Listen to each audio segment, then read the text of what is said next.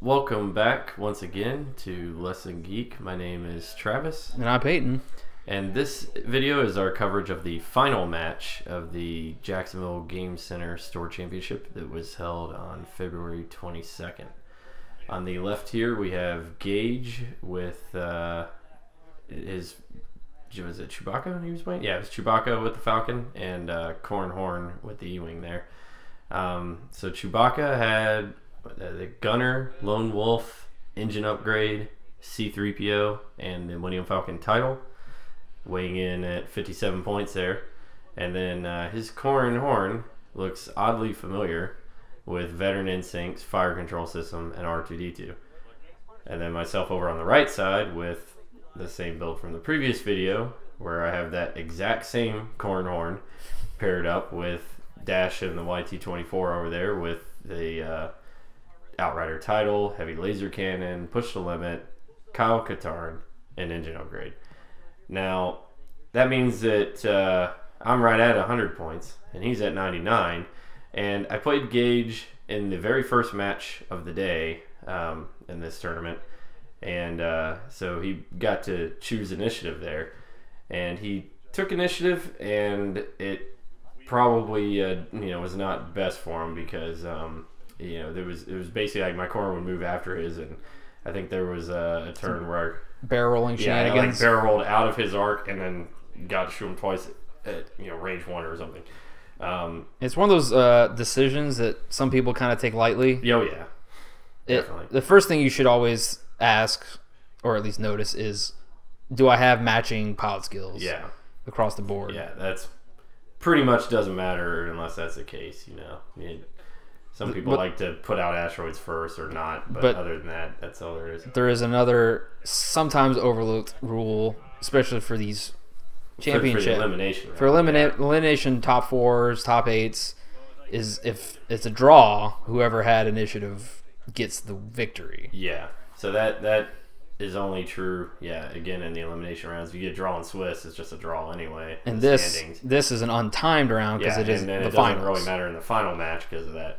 But anyway, so it does matter a lot here just for the mirror match of the Corrans. And in this game, I guess he just learned from that and decided to give me initiative. So, I'm having to try to guess where his is going to be when I'm moving mine, which definitely comes into play a couple times. Does he have a pretty tight grouping on the asteroid placements? Yeah. Is that kind of want to force the Falcon to kind of fly in there? Yeah, well, in general, I pretty much always put asteroids against anything I'm playing when I use this list towards the middle of the board and within range 1-ish, of other asteroids, cluster them, and then just try to, ring around it or, like hang out near the middle, of it with Dash, it's just to my advantage. So some games the opponent will put some way off in the corners, and I'll just try to put them close to that. And some games they put them kind of in the middle too. So I guess he might not have been too worried about it and just put them wherever, and that's why it looks that way. Because I think it sometimes it feels like the larger ship players are going to want to cluster them in the middle so they can kind of just like ring around the rosy. Yeah. You can easily fly through the middle because obviously with the placement requirements of asteroids, you could fit a large ship in between them. Yeah, you just have to be careful. Yeah, it just all does really it limits your maneuvers as long as as long as you're playing it pretty safe. There's still a fair amount of space in there. There's a few of those. They could probably be a little tighter, closer together. Yeah, so it's not too bad.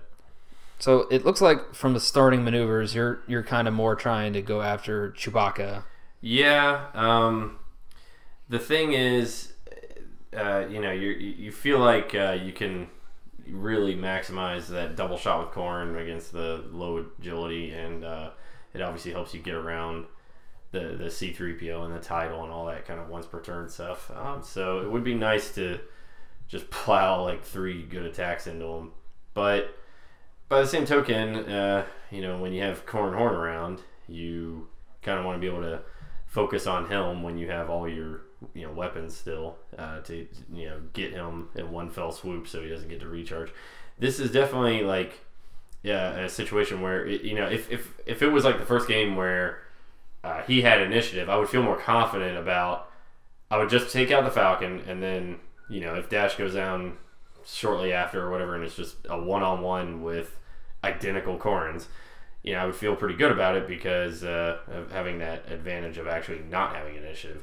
But since it's the other way around, I kind of want to go with that strategy again, but in the back of my mind, I'm still, as his Corran's kind of coming in from the side here, I'm still kind of thinking of, well, maybe I am going to have to switch over and try to kill Corran before I lose one of my ships, because if I get it to just the two of them, he's going to have the advantage, Yeah, and I think a good strategy here for Gage would be to go after Corran, your Corran, because realistically, the Falcon not going to have that big of a problem because it has the engine upgrade of getting into that range 1 blind spot against Dash. So Corran being able to avoid damage, high agility and the regeneration, it's going to take forever basically to kill him with just one ship slowly pounding on him. Granted, he has a gunner, which can definitely come into play against these ships. You see gunner a lot come into play, for matchups against Phantoms and Interceptors nowadays, especially they become more common with auto thrusters. Right. So Chewie ends up being less survivable because he doesn't have any kind of shield regeneration.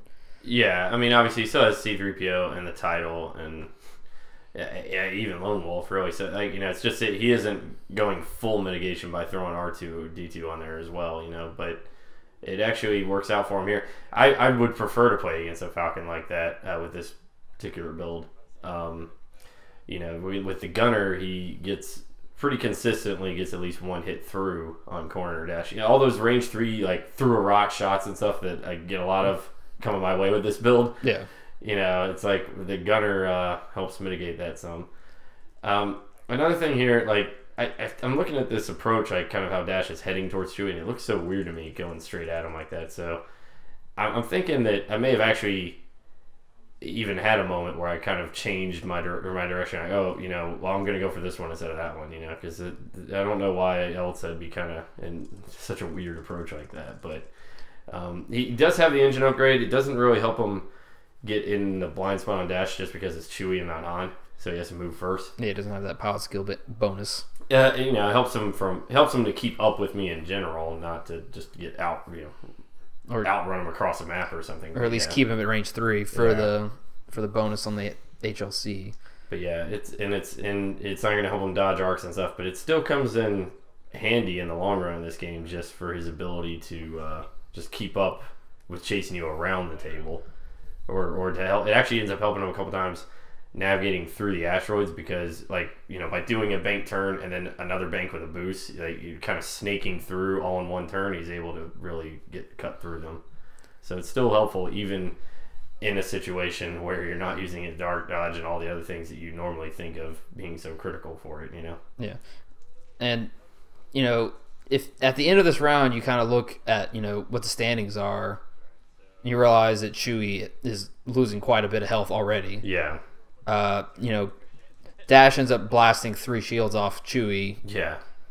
And, Corran gets one at the beginning of this round and then another at the end. So... Yeah, all the shields are just gone. Yeah, so, but it's Chewie, of course, so, naked hull is not really a problem. Yeah, he basically just has 13 shields. Yeah. For all intents and purposes. But that's still a pretty, significant dent on the first turn. But the important part is you don't take any damage in return. Yeah. Yeah, and again, if the initiative was flipped, I'd be perfectly fine. Let me just kill Chewie, and I'd feel more confident about dealing with Corran one-on-one with my own. But I think that just kind of messed with me a little bit here, where I'm like, well, maybe I need to switch over and take him out. It probably would have still been ideal to just try to kill Chewie as fast as possible. Even though it's still going to take a few rounds to do that, of course.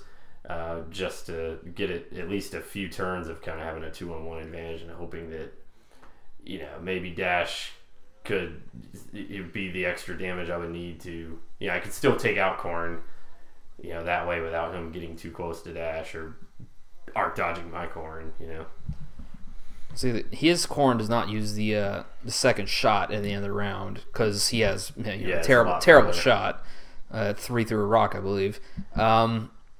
So you kind of got to be wary for your Corran because then he might be able to broadside you next round if you just do a 2. Yeah, I think I was already, you know, I had a decent shot at Chewie to take the second shot, you know, and I did take the second shot. I guess it's range 2 through a rock, so I guess that's... You get 3 hits. That's not that great, but... You get 3 hits because you still have the target lock, but he ends up getting 2 evades, so...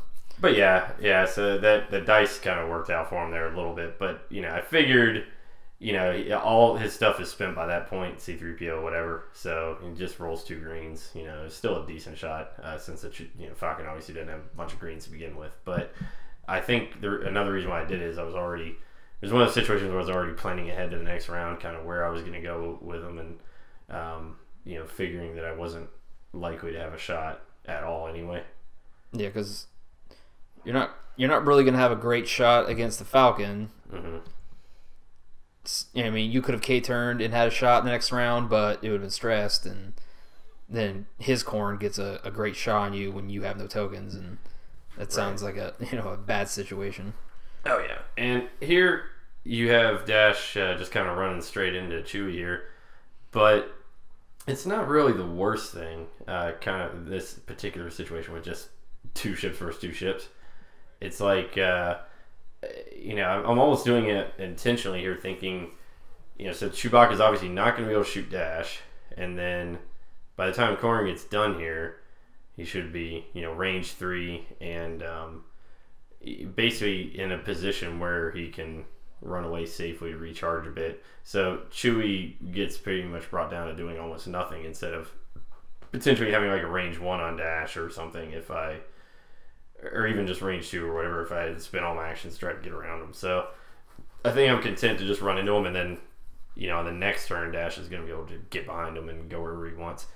And is blocking a consideration here with your Corran, or is that too dangerous if he does it's like too dangerous if he does like a straight 1. I was thinking about it, but I figured doing that barrel roll there was a lot safer, because it was pretty much, you know, it would be a gamble of, is he gonna go a 1 or is he gonna do like a 3, you know, or whatever, to try to get in range. So yeah, that barrel roll makes it so that they're just 2 ships passing in the night and out of arc of each other, and I mean, mine couldn't shoot anyway, then so he's just going to have basically a range 3 going that way with his Corran on Dash, and then range 3 coming back this way with Chewie on Corran, you know, so it's not ideal. It's actually a pretty good situation for Dash, because one, the shot to him is not very good. Yeah. He also would have to change this target lock with the fire control systems. Yeah, if he was thinking about maybe second attacking it. Yep. And then you get your, you know, heavy laser cannon shot back at him. Yep. Yeah, so that's why I was kind of okay with running into Chewie here. Like I said, I can't remember if it was something where I was kind of looking at it, kind of playing it a couple turns ahead based on how far apart he deployed his guys, or if it was just I was thinking of going this way and then went that way, but it worked out that way. He was contemplating there whether or not to use his focus token. Yeah. Because obviously he's going to get shot back. Yeah. And he had, you know, 1 eyeball there for damage. So he ends up using it to deal 2 damage, and Dash doesn't avoid any of it, so he takes 2 of the shields. Oh, yeah. With 4 greens? Yep.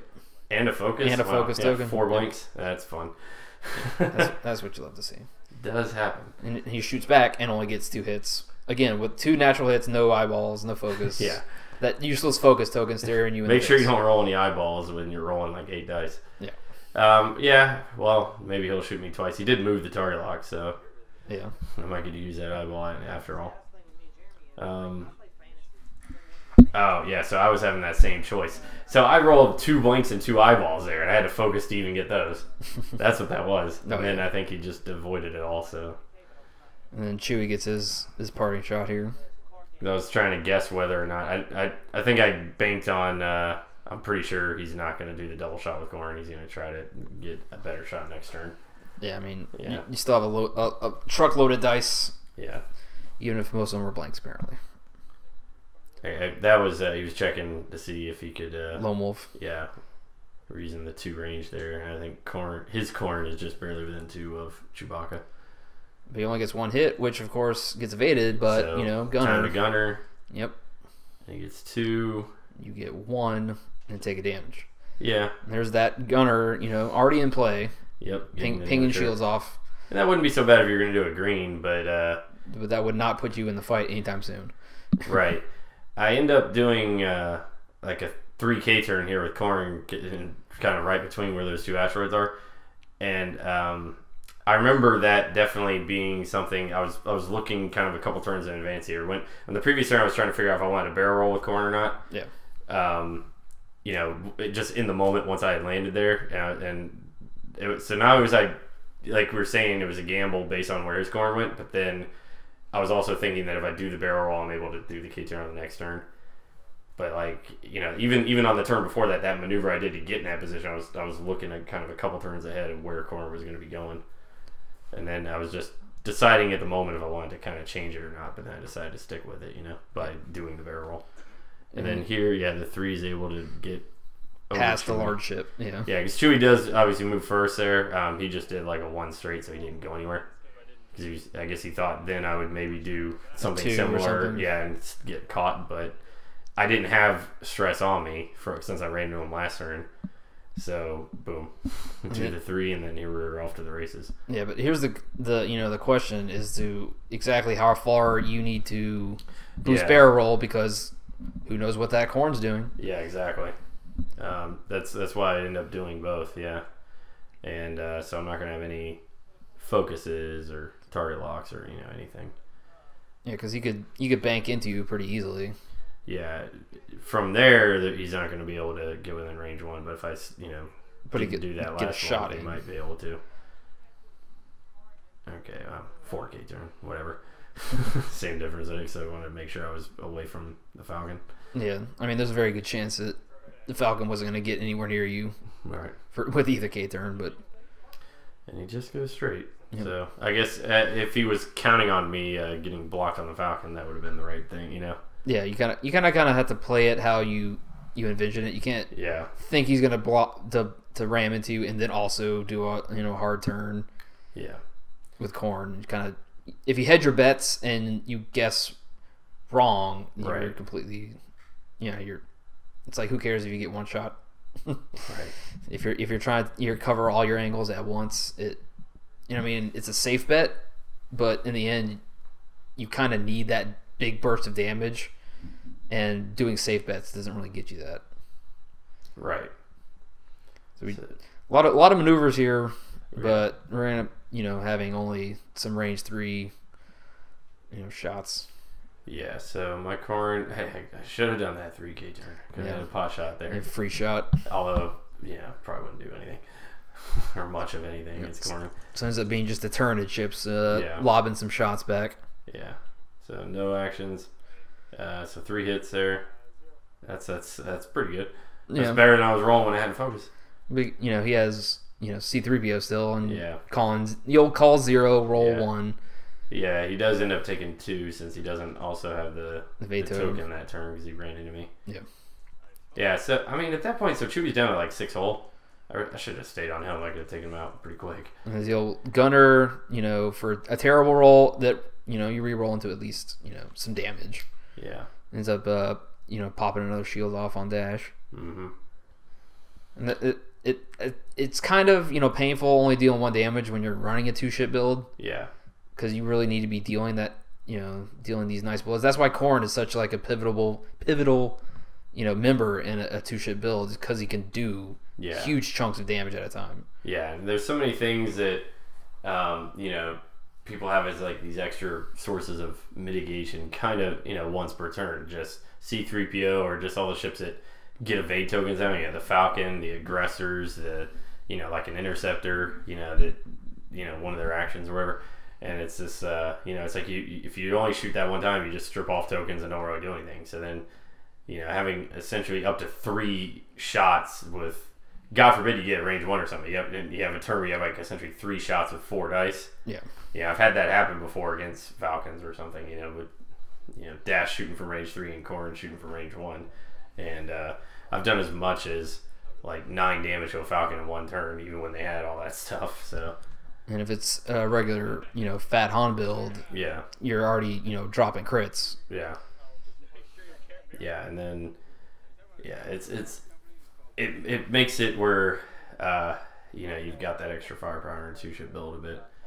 Plus he's survivable. If you play a 2-ship build and you got a small ship tagging along like that, and it's just something like an X-wing or B-wing or something, it's more easy to just focus it down. His ability to recharge and stuff is critical.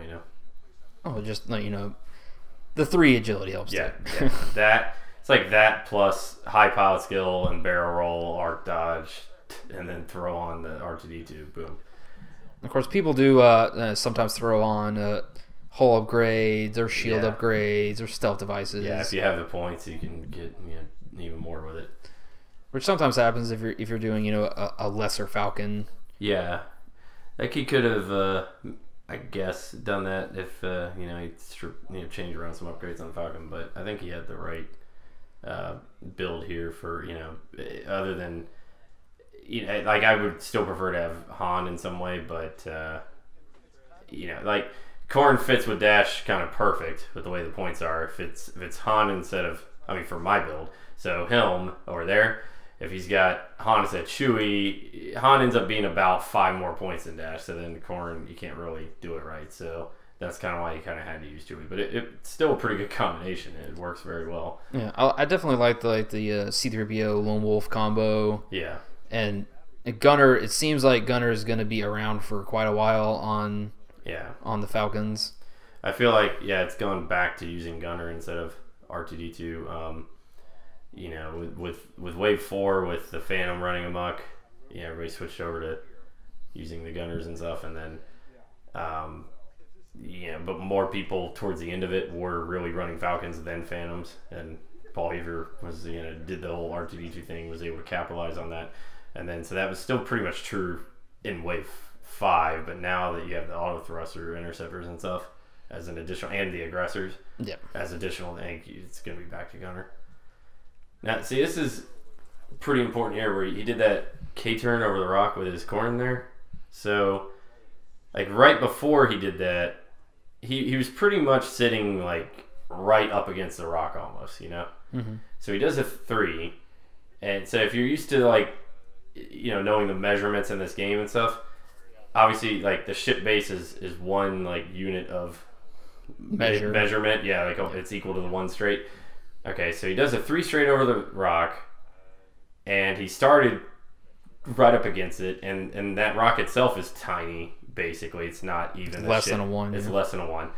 So on the next turn here, if you look at it like that, that he can do a 1 straight and not hit the rock. Is basically what it all adds up to, because he'll basically only move like 2 units back. And by the time we get to actually maneuvering, he wasn't. I guess he just in the heat of the moment, whatever. And Gage hadn't actually even been playing that long at this point. This is only like like 3rd tournament or something. But he just, in general, he's done really well, pretty quickly in this game. But just in this particular moment, just from having not played much or thinking about it, he's actually looking at it like not knowing if a 1 will fit there or not. And I'm thinking that he's going to do that, because he just knows it will. And because if you can kind of picture, like, if he does that and his Corran's kind of parked right there behind the asteroid after mine moves, assuming mine comes banking down towards the Falcon to, capitalize on that. Yeah. Mine's going to be basically dead to rights against his. And, he can also kind of barrel roll one way or the other to get around the asteroid at the same time of getting in range 1 and, pounding my Corran. So I'm thinking all that. And since I have to go first, when I move my Corran, I end up basically barrel rolling in such a way to try to cover that, and then he ends up not doing that. Which sometimes it's the whole guessing game. It's the head games. Is he gonna zig or zag? Does he think I'm gonna do this? He thinks I'm thinking, and that's that does happen too. But honestly, it was one of those things like it wasn't even that. He just said afterwards, like, oh, I don't know, I didn't think that was gonna fit. And I was like, oh well, if this and this, you would know. Oh, okay. You just that's just how it went. But yeah, he had only one option in his head. You thought he had two options. So I kind of psyched myself out there. So I end up, we'll see it all in a minute here, and it'll become a lot more clear. But essentially, by doing that barrel roll, I end up getting in a much worse position with Corran. And if I had just stayed put and just gotten an extra focus, or even just evaded to survive or whatever, I could have done range 1, 2 shots on either one of them. At this point, this is about the time when maybe I should have just stuck with the Falcon regardless, just to kill it. Yeah, it was kind of low at that point. Because it's like half health. But at the same time, I'm having that thing in the back of my mind this whole time of I don't want to get down to 1-on-1 with the having to move first. Yeah. So I want to try to take out Corran when I have a chance of getting like 3 good shots on him. And I thought this was going to be kind of that round because, again, I thought I was going to outfox the fox here. And what's funny is the way it ends up being, if I had just stayed put, I could have had my choice of which one to range 1 twice with Corran. Or, maybe he would have barreled out a range 1 with his, but I still could have done like 2 range 2s on him or 2 range 1s on the Falcon. And, and probably, 2 range 1s on the Falcon at this point and dash. It's got 6 health. I can drop it this turn, so I probably should have just stayed there and done that. But I basically let this whole thing with the mirror match of the Corrans and having to go first with initiative, I psyched myself out too much with it. Did you feel that Dash couldn't take Corran by himself? Because I kind of feel that he has at least a decent opportunity. He has a decent shot. Obviously his has a higher pilot skill and he can barrel roll, so he has some potential to get in the blind spot. He's nowhere near as good at doing it as, say, like an interceptor or phantom. He doesn't move around that much. He doesn't get both. So maybe that's why I was a little more worried about it than I should have been. But yeah, even if you throw 4 dice, he can sometimes just run away and charge up. You're probably right, and I probably could have, unless Dash is like on his last leg or something, because it's hard to completely run away from a turreted ship, especially one that can move that fast. Doesn't care if it's shooting you at range 3, ignores the rocks.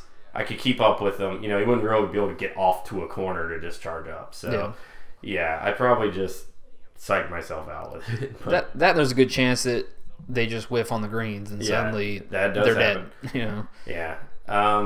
So yeah, like if you look at where my Corran is here, and if you just kind of imagine taking back the barrel roll, man, he's right in a good spot. The other problem is now for my Corran just going forward, as far as just maneuvers go, he's not really in a great spot there either. Yeah, he can't, because everything's over there to the right. Yeah. The asteroid's right in his face. If I'd stayed back over there, I could have just maybe K-turned on the next turn, or just hard turn. I could have just stayed in the fight and it would have been fine. You might be able to K-turn in that position. Yeah, it's hard to tell where the rock is.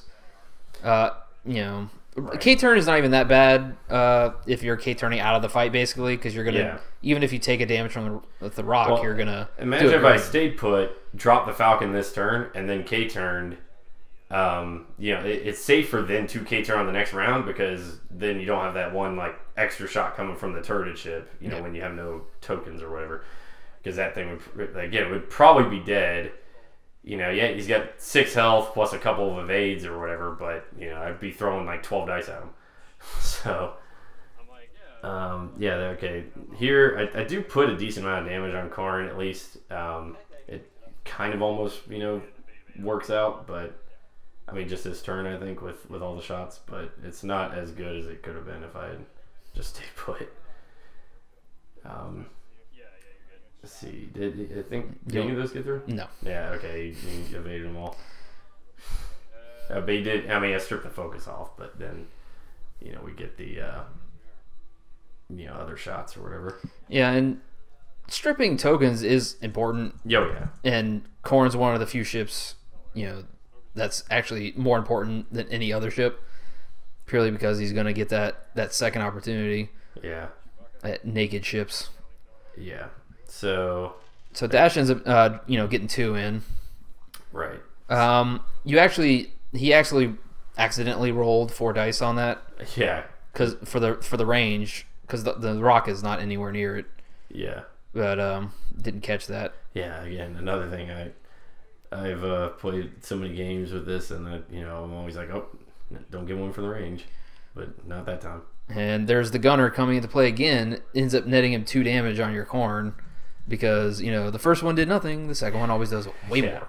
It always feels like that. Yeah, it's not even about what you evade. It just seems like every time they roll 3 dice, and they only get 1 hit, and you can't help but to evade it. It's like I would actually want to roll blanks at that point. And that was Corn dodging your second shot as well.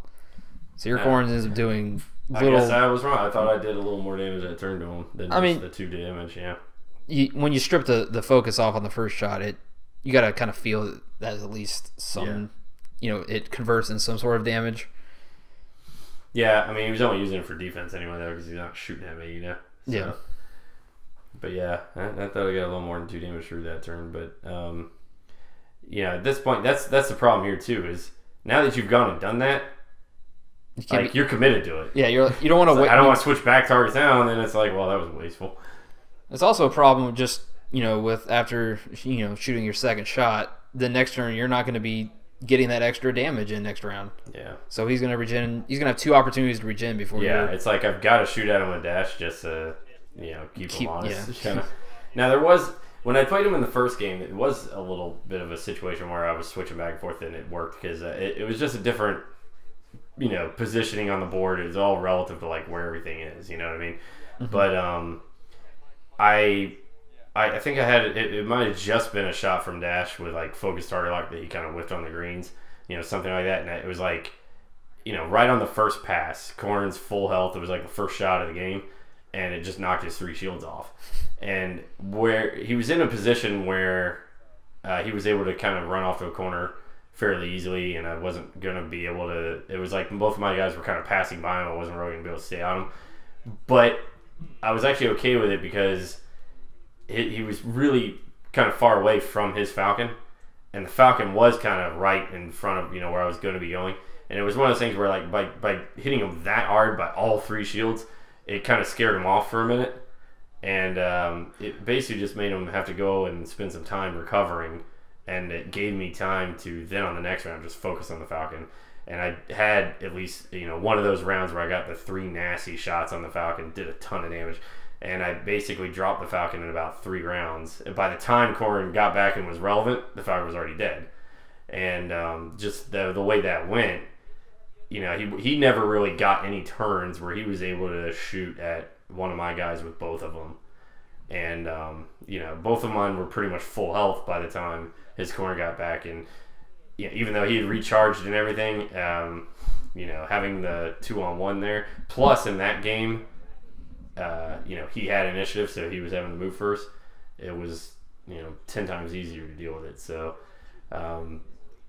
it was just when you only have the 2 ships on 2 ships, things can go downhill very quickly, one way or the other, and be like drastically different games, Especially with the only ships, half your build is a 5 health ship. Yep. Yeah.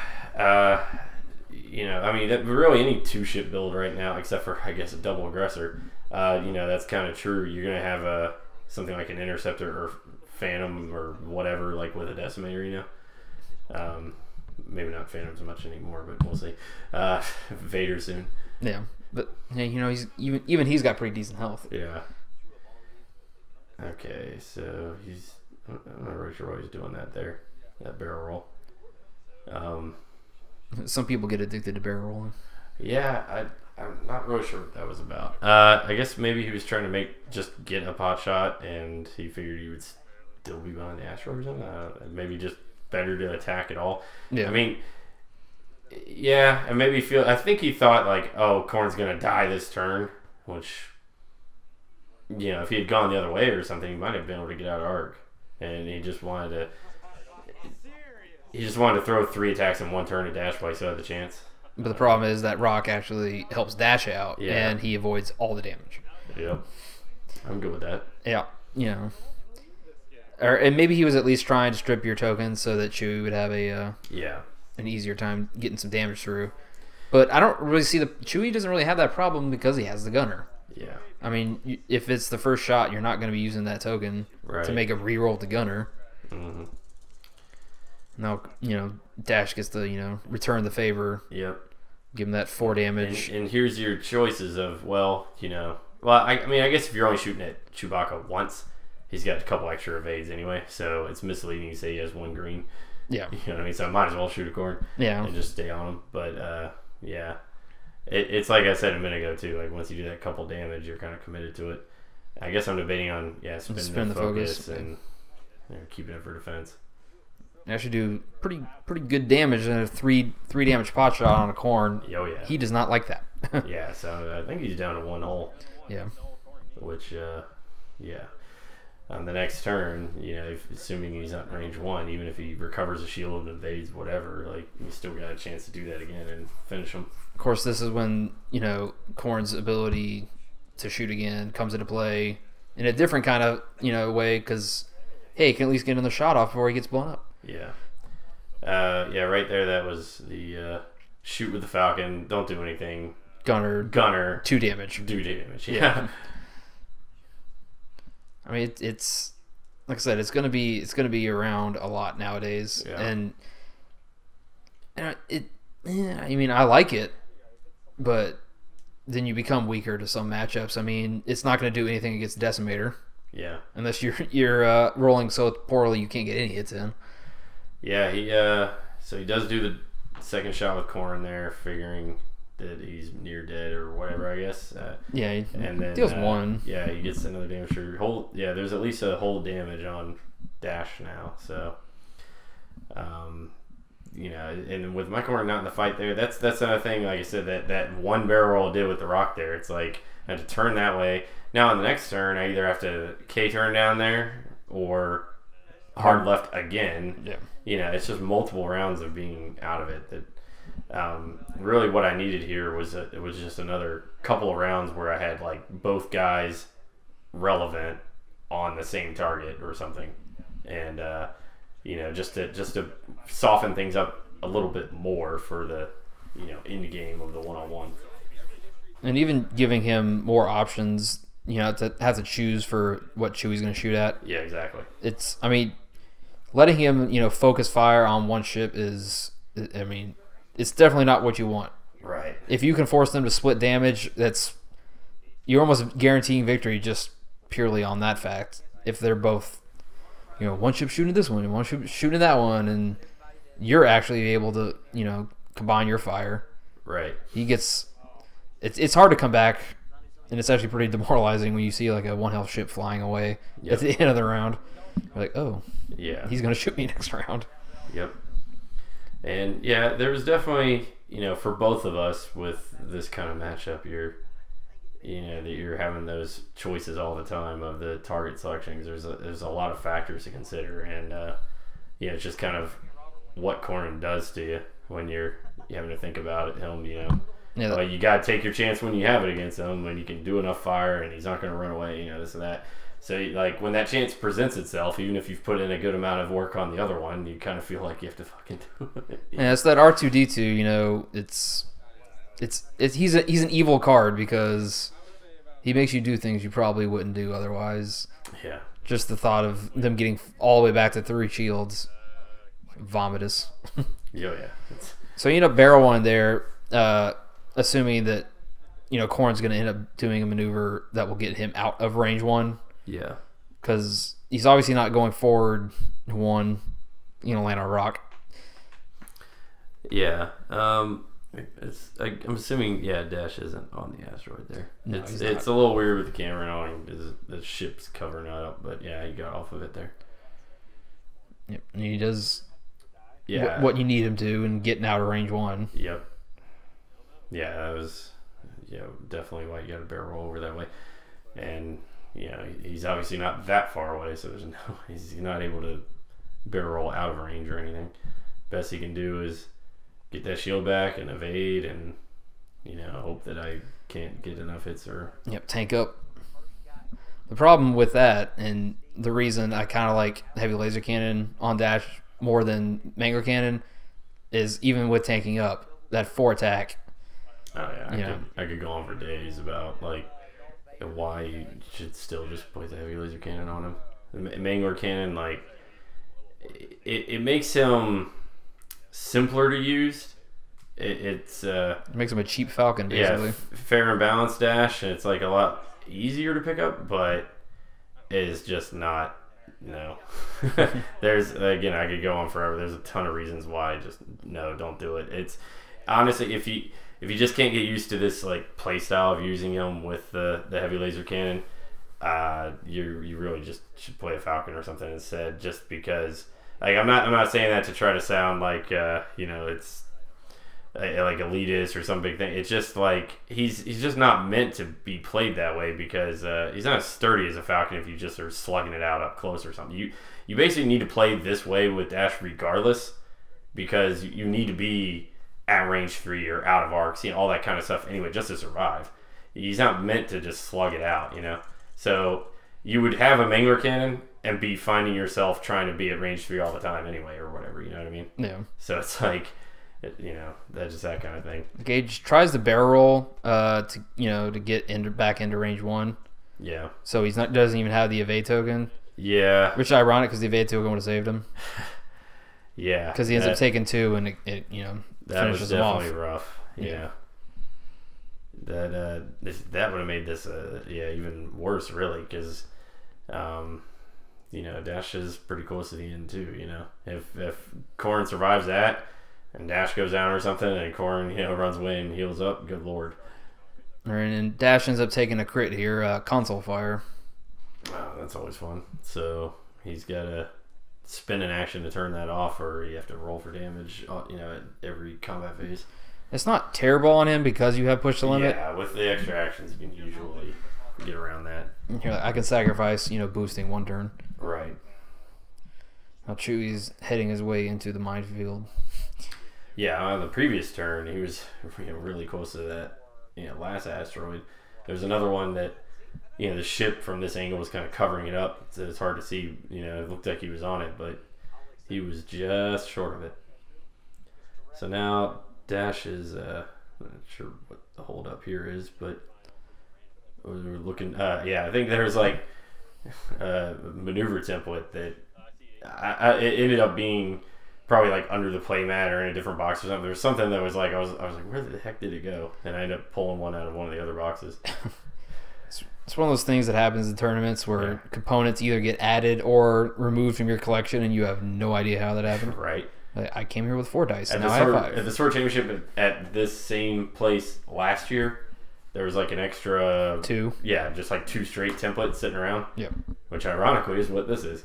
And they were like, hey, did anybody lose it? And literally everybody in the building checked it, and they all had them. And it was probably the only time anybody played X-Wing there. And like, I have no idea where the thing came from. Just the twisted nether just spawned.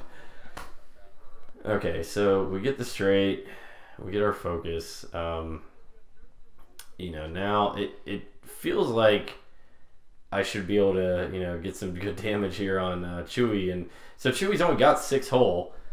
It feels like Corran just turns in, and I get 3 shots at him, and things are groovy. So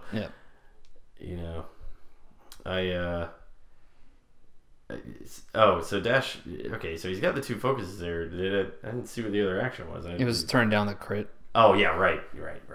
Console fire. How quickly you forget? Yeah, how quickly I forget. I'm like, I didn't move around. There should be a target lock in there, right? That's why I'm a proponent of using the little crit reminder tokens. Yep. Yeah, at least I didn't forget it then. Just forget it looking back now. And your opponent goes, oh yeah, you got to roll for damage. Yeah, that always happens. Yeah. Now you ended up going straight. Yeah, I'm not sure what the plan was with that. God, I wish I just did a hard turn there. I don't know. I guess I thought the Falcon was kind of gonna not go straight into the asteroids. Yeah, like just kind of go like a faster maneuver or something. Like I think he could have done a bank and been kind of between the 2 left asteroids. Side. Yeah, definitely could have gone through there. Yeah, and I thought he was going somewhere like that because that would just get him away from Dash and just like out of range Dash. But I guess he's obviously trying to finish him, so it makes sense. But yeah, and Dash only ends up doing 1 damage to him after the standard Falcon mitigation. Yeah. But man, I mean, so that means he's down to 5 hull. Just imagine, if Corran had done a hard turn there or something, and he's down to 5 hull with all the mitigation spent. I think you shoot him twice. Yep. You could have him very close to dead. And here's Gunner with Lone Wolf, netting the 3 damage. And here's, Yeah. the 3 blanks. Yep, and the death of Dash. Yeah, and I mean, I had 3 hull there too. That's the thing with it. It was like, we're rolling just the blinks there. If Dash had survived, really just even 1 more turn, especially since he has a higher pilot skill. Like right now, if Dash is sitting there with 1 health and he just goes, all right, I'm gonna die or whatever, but I'm going straight and focus target lock, let me smack you for another couple damage. Yeah, before you take me out. Yeah, it's like, and then that he has to shoot at it 1 more time, so Corran's like, free with impunity to just come up behind him. You get that 1 more turn like that, you're getting the 3 shots on him. You can drop him. So now we get in, kind of locked in a death dance here. It's kind of a weird situation because my options here for many of these turns are to basically, like, I could K-turn and fight, and honestly here, like on this turn, it might not have been a bad idea. Yeah. I don't really like it because I'm like, okay, then I'm not going to have any token actions, whatever. I'm not going to get a shield back. I don't get a token. It felt dangerous, I felt like if I just played it conservative and, in the whole untimed match kind of way, I would be able to recharge up eventually and get a better approach, It just felt like it would be inevitable, Yeah. But it doesn't really quite work out that way. I feel like that's kind of a dangerous gamble because he has Gunner. Yeah.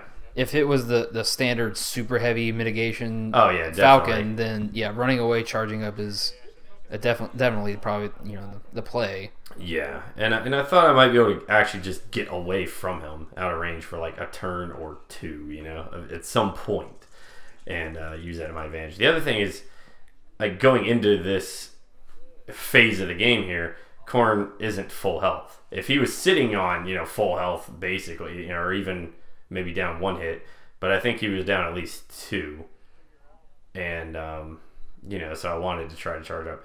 But again, he hadn't been doing green maneuvers for a while because of trying to get back parking behind that asteroid on that 1 barrel roll like 6 turns ago, and then having to do it too hard, whatever. Like that turn I did this straight, and I was saying because I thought the Falcon was gonna maybe go straight out the other side instead of hard turn in.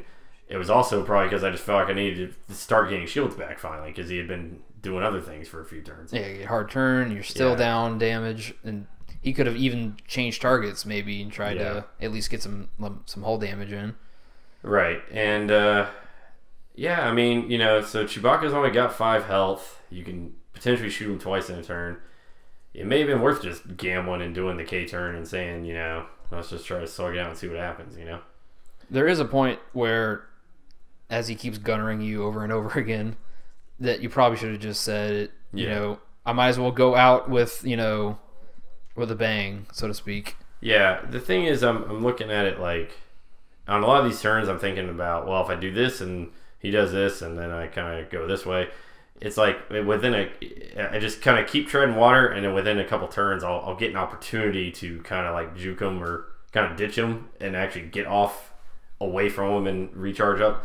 And it's close to having that happen a couple of times, but it just doesn't quite work out that way, Like coming up here, this turn I'm looking at, he's probably going to go pretty quick. He's trying to make sure I can't just like run all the way down to the corner and hide. So I think this turn I end up managing to run into him just to have no shots.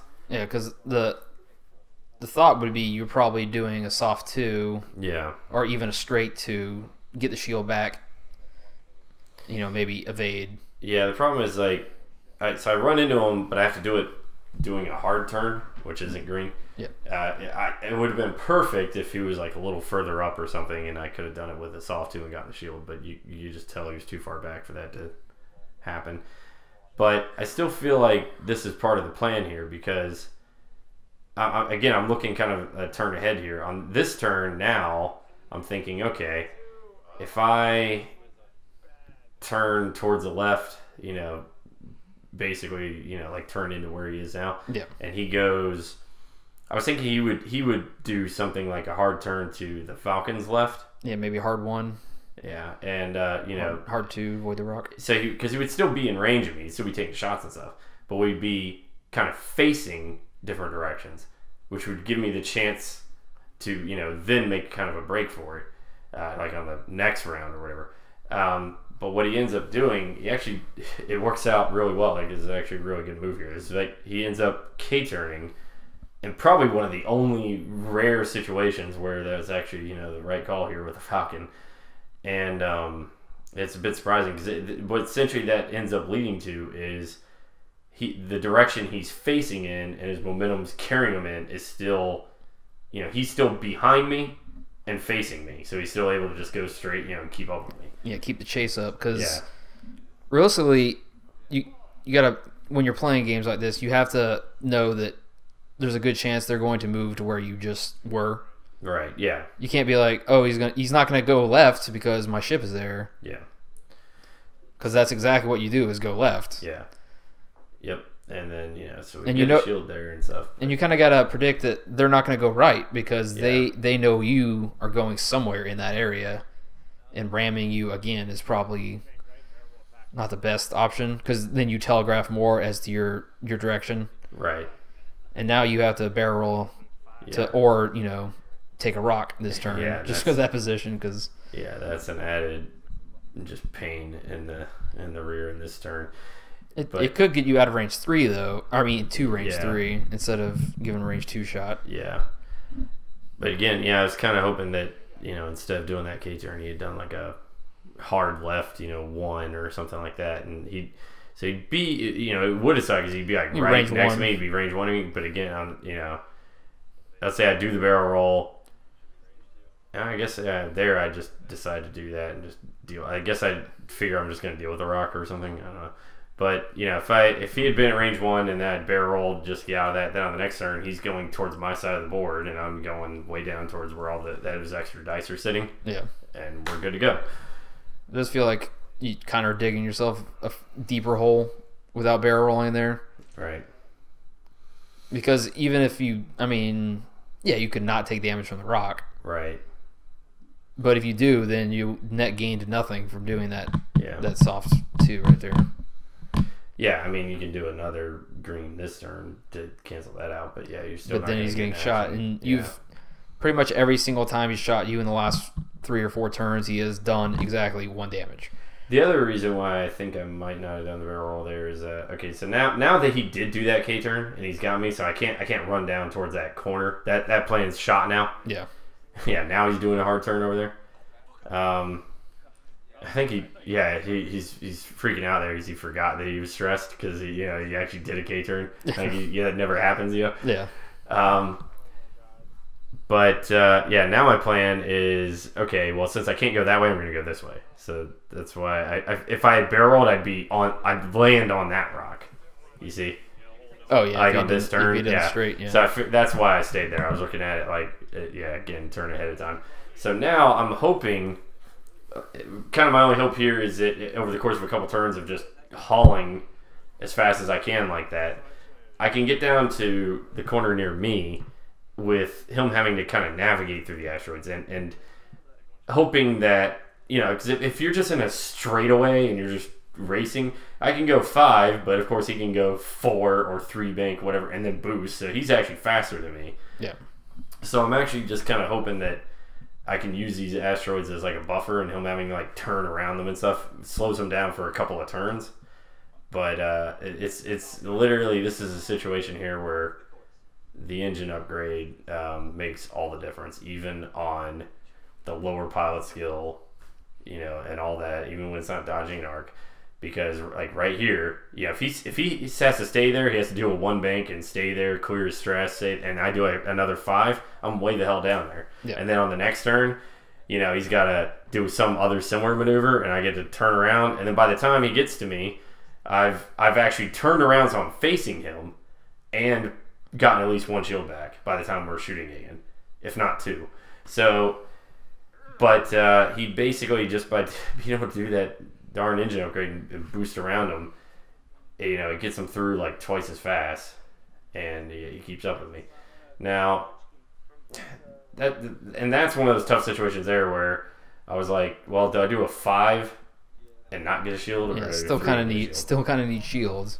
Yeah, because I figure like the extra 2 speed isn't going to be you're still going to be in range, Yeah, it would have been a range 3 if you hadn't gotten that engine upgrade. The other thing was I was also looking at it. He was fairly close to the asteroid on those banks. I was thinking they might have to go straight down the side of the board around that asteroid, and then if he's still over there, that 3 is still like way the heck out there, Mm-hmm. But because he was able to sneak through, he's right on top of me again. So yeah, that engine upgrade was just clutch here.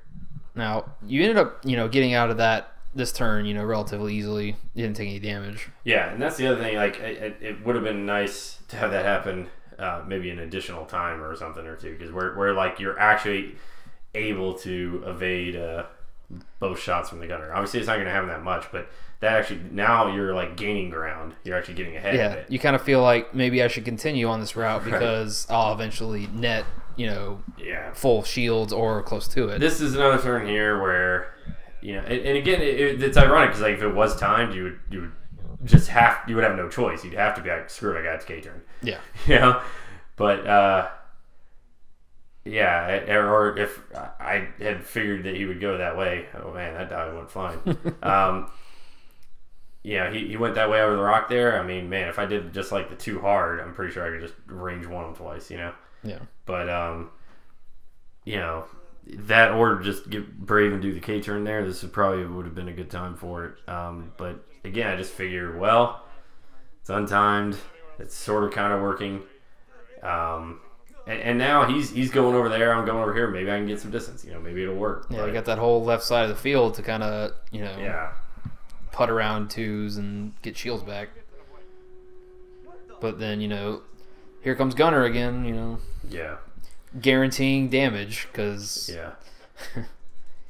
even when they Lone Wolf and the Gunner kind of even more guarantee it, especially since he's not even focused and he still gets 1 hit through because all that reroll is and I think that was one of those where like on the second roll he only got 2 hits and I still had the evade token because the first roll didn't even strip it, so really I just had to roll 1 evade on 3 dice to be able to basically keep the shield I earned back and kind of get ahead of the game here. And they were all blanks, so it's just like still treading water. But yeah, probably should have just K-turn around. That's the other thing, like again, the Falcon has 5 health and it's not like he's still flying around with 8 or 9, so but it's not like he's flying around with 2 either. Yeah, exactly. Yeah, he's flying around with 2. That's the other thing. If you're flying around with 2, Corran's higher skill, then you just get super brave, boom, gone, Yeah. Especially since he can take a evade token, and he's got C-3PO, so you've got to deal decent damage. Yeah, yeah. And if you're sitting at 1 health with Corran, exactly. He's going to get that shot before you get your second. Yep. And you could die, That's the problem. But yeah, so, if you're if he was down to 2 or something, and you get brave and just fight him at range 1 or something and see what happens. That's what I was talking about when, if like Dash had been in there for even just that 1 more turn, he rolled 1 evade when he got shot that time and had 1 health left. He gets that 1 more shot in, that could basically set up that situation. So yeah, I'm just at range 3 here. What do you know? 1 hit. Okay, we reroll it, still blank. Yep. Gunner. Can't help but roll an evade. Okay. And now time to probably drop a bunch of hits. 3 hits. 3 natural hits always. Yep. Now time to roll a bunch of blanks. You get 2. Okay, 2, yeah. Well, 1 with the token. Yeah, so 1, okay. Yeah, so there goes that shield you just gained back, and you're continuing to be... Yeah, now the real problem on this turn here... Your positioning is kind of bad. Yeah, I like, by doing those banks, those soft turns just to get the shields, like, now I'm at the point where the edge of the board's right there. Like, I have to do the hard turn this turn and not get the shield. And, I mean, it's obvious. Like, you can see, he knows it's coming. You know it's coming. That's all you can do. So... what it does do is it finally almost gets me kind of facing him for being able to actually shoot. I mean, not quite, but almost. But it's like I've got to weather the storm of him shooting me, with a pretty good shot and no, shield back and all that. Yeah, the problem is that not only are you not really going to be able to do anything other than hard turns here, you can't K-turn either. So yeah. Like, I'm not actually going to be shooting them. At best, you would be doing a hard turn here and then K-turning next turn to go for that, try to get that last shot. Yeah, so I think what he's doing here is like, it's like we said, we all know what Corran has to do. Yeah. So he's trying to envision it exactly to see if, like, basically if he boosts here, if he'll actually be in my arc. I guess as far as why he did the boost there, I guess his thought process is, obviously he gets range 1 on me if I can't shoot him. Yeah. That would be nice, because then even if I evade it, it's like he's got 2 shots with range 1, kind of. Not the gunner. But it's very close, So I actually thought that if he boosted, he would get in my arc. And again, it's a little misleading because you see the Falcon hanging over the base there. But it is like, I think we get the laser out here, and it's basically like, my front arc is like going right across his bow, which is just, yeah, and he sees it right away. He goes, nope. Yeah, I mean, 1 shot on him isn't going to kill him anyway, but, it's like if he's just in arc and I'm able to survive, and then shoot again, it could be, And he's got Lone Wolf in that last hit, and it's 4 hits. Yeah, so he gets 4 hits. And that's, going to be like pretty hopeless there. You roll that. I think I got exactly enough to die. Yeah. Yeah. Yeah, the old 2 evades on 4 hits, and you have 2 health left in. Yep. So Gage pulls out the victory. There's definitely, like, you can kind of question the approach there I was taking at the end, if maybe it would have worked out better the other way or not. But, again, you could have maybe do a K-turn and you just blast it with 1 shot too, so you never know. But or you just whiff all your shots, because you're not gonna have focus and you're just gonna roll a bunch of eyeballs. Yep. But this was only Gage's maybe 2nd or 3rd tournament, something like that. And this was a long, untimed, like, hour and a half, match, especially all that moving around at the end. So he did a good job of hanging in there, and he pulls out the victory. And that was the only time that with this build, this point up to this point or whatever, that I'd gotten that far and not come away with the victory. So props to him.